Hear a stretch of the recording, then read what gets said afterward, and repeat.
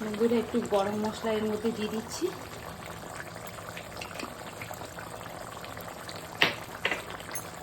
এটা কষানো দিয়ে আলু দিয়ে গলদা মাছ চিংড়ি মাছ দিয়ে ডালনা করবো।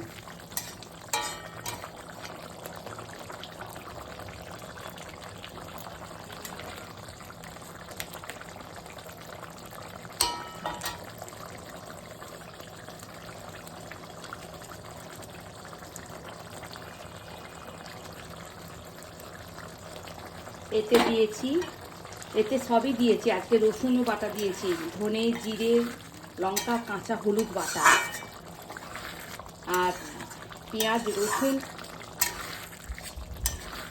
আজকে কমপ্লিট মশলা এতে দিয়েছি। আর রসুন 2 কোয়া দিয়েছি খালি, কেন বেশি দিলাম না, বেশি রসুনের গন্ধ হয়ে গেলেও ভালো লাগবে না।